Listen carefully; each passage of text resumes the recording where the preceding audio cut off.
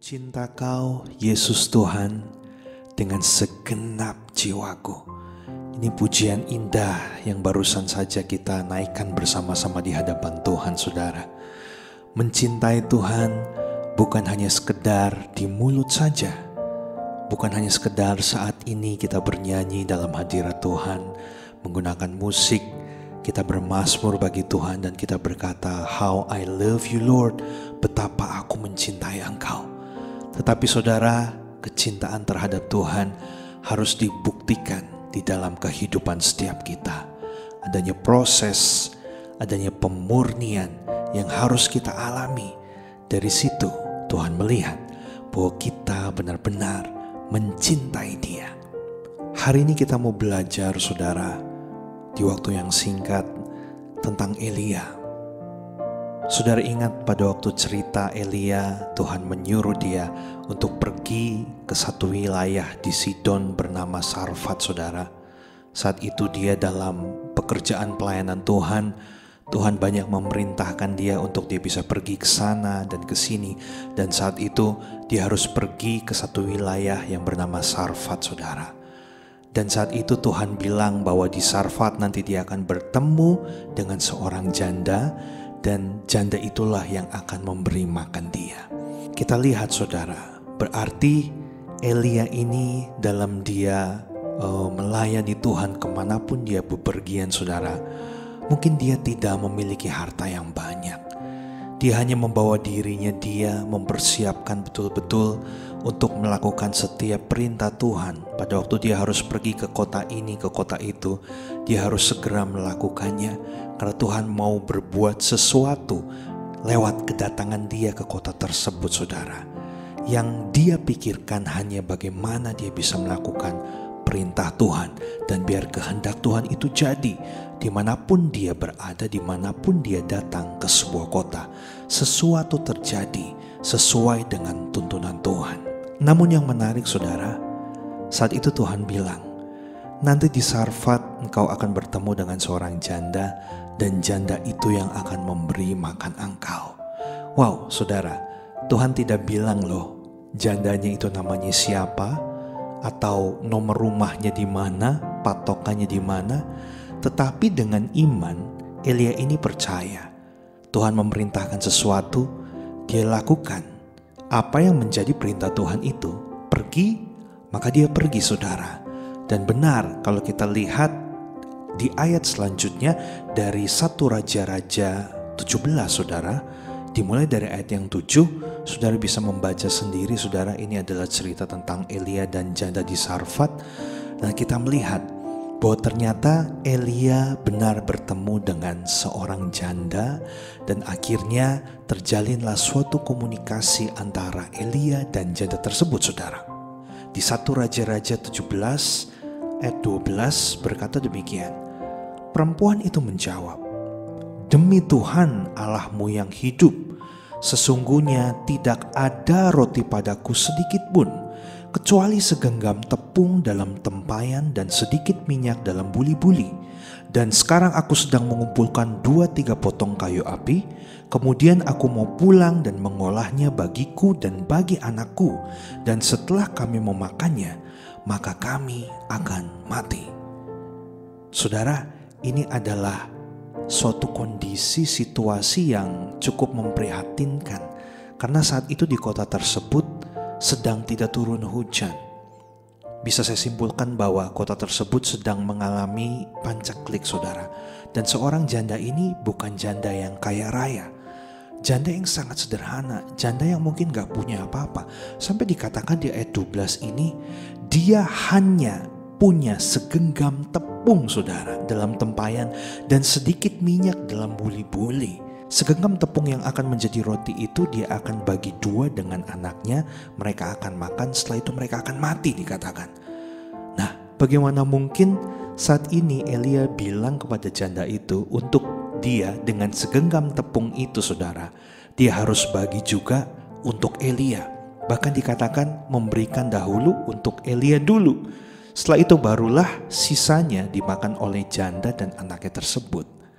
Secara manusia kalau kita lihat hal ini suatu hal yang konyol.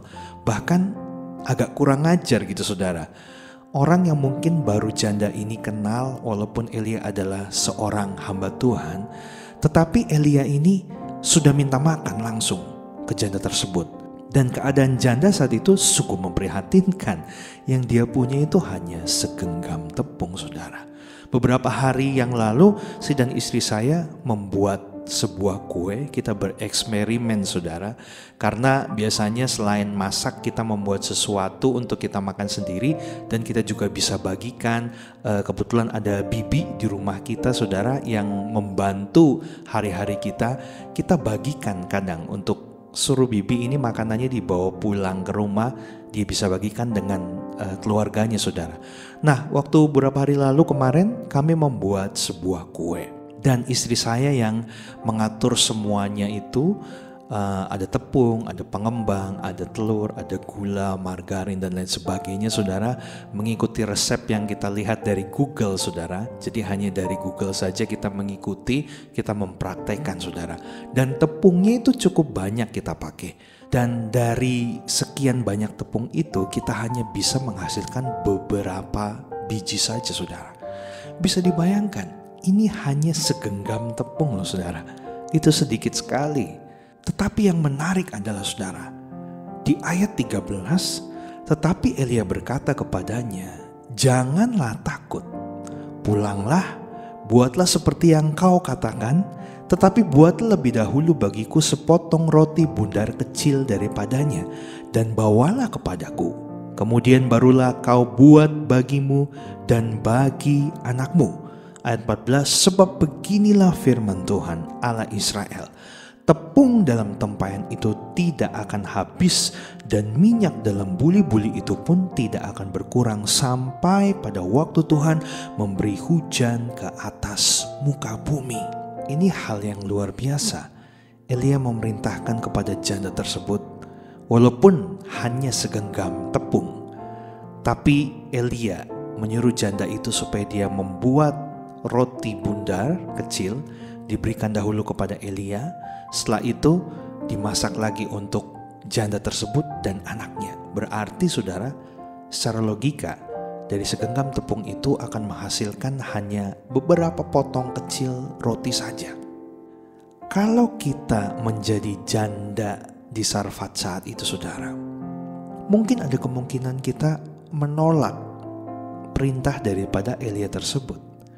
Karena logika kita akan berjalan bahwa memang segenggam tepung itu sudah dipersiapkan untuk dirinya dan anaknya makan dalam keadaan panceklik itu saudara. Dan setelah itu mereka akan mati. Tetapi saya bisa simpulkan, kalau di ayat selanjutnya janda ini melakukan persis seperti yang Elia katakan, berarti sebenarnya janda ini mau menuruti perintah daripada Elia ini. Dan ada satu kepercayaan kepada janji Tuhan yang Elia berikan kepada janda itu saudara. Suatu keyakinan dalam hatinya bahwa kalau dia memberikan yang terbaik terlebih dahulu kepada Elia, yaitu hamba Tuhan saudara, maka akan terjadi sesuatu, terjadi mujizat dalam kehidupan janda dan anaknya. Namun bukan tentang mujizatnya atau pertolongan yang saat itu Elia dapatkan dan juga janda itu dapatkan saudara. Saya lebih menekankan kepada ketaatan mengikuti sebuah perintah.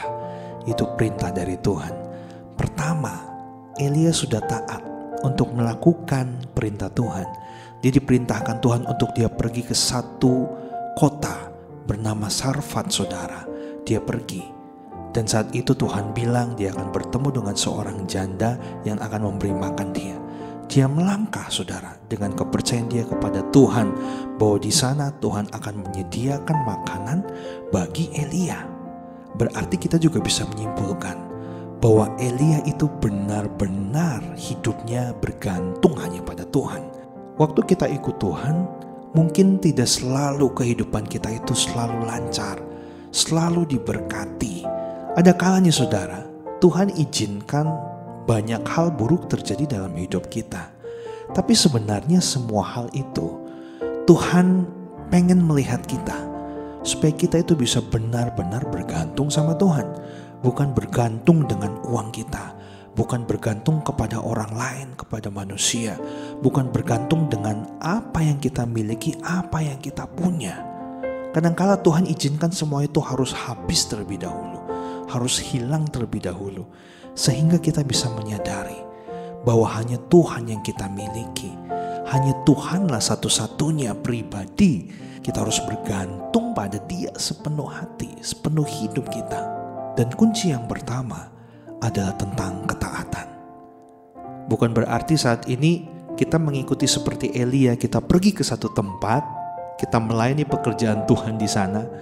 Tunggu dulu saudara, kalau Tuhan tidak menyuruh, jangan pernah kita lakukan hal tersebut. Tapi maksud saya adalah ketaatan daripada perintah Tuhan dalam kehidupan kita sehari-hari. Kalau kita adalah seorang suami, sudahkah kita benar-benar mengasihi istri kita dan anak-anak kita, keluarga kita? Kalau kita seorang istri, sudahkah Anda melakukan firman dengan mengasihi suamimu, hormat tunduk kepada suamimu, walaupun mungkin suamimu memiliki banyak kekurangan? Tapi firman Tuhan katakan hormati, tunduklah kepada suamimu. Itu perintah Tuhan, itu ketaatan yang harus kita lakukan. Dan juga anak-anak saudara, apakah anak-anak kita sebagai anak-anak kita mau menghormati orang tua kita, mau membantu orang tua kita terlepas dari setiap kekurangan yang pernah mereka lakukan terhadap kita?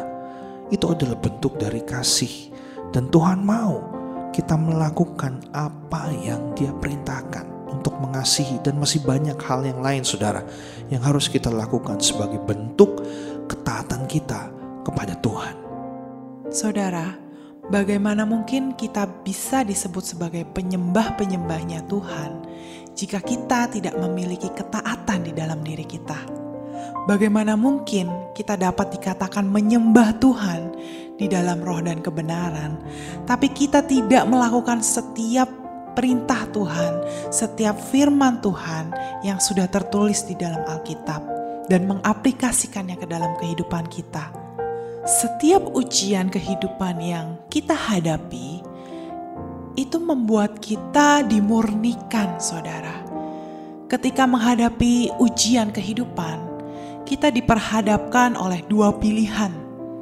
Kita mau melakukan kehendak kita sendiri, keputusan kita sendiri, atau yang kedua, kita mau melakukan apa yang Tuhan mau. Apa yang Tuhan suruh, apa yang sesuai dengan firman Tuhan. Tentunya cukup sulit ya saudara. Ketika kita melakukan apa yang Tuhan mau, otomatis bertentangan dengan apa yang kita mau, kenyamanan diri kita. Tetapi saudara, kita lihat di kisah Elia dan janda ini. Pertama, Elia sungguh pribadi yang sangat taat kepada Tuhan. Dia menuruti setiap kata-kata Tuhan, apa yang Tuhan suruh, Elia menurut tanpa ada kata protes sedikit pun. Begitu juga dengan janda ini. Dia menuruti kata-kata Tuhan yang dikirimkan lewat perantara Elia. Mari kita belajar lewat Elia dan janda ini. Dari ketaatan akan menghasilkan pertolongan Tuhan dan mujizat Tuhan. Tapi saudara, yang saya fokuskan di sini bukan kepada pertolongan dan mujizat Tuhan, tetapi kepada ketaatan. Karena lewat ketaatan, maka pertolongan dan mujizat Tuhan itu akan diberikan kepada kita. Dan lewat ketaatan, kita akan didapati menjadi hamba yang setia. Lewat ketaatan, kita akan dimurnikan saudara, sehingga kita menjadi penyembah-penyembah Tuhan yang didapati taat dan setia sampai Tuhan Yesus datang kembali. Mari kita berdoa.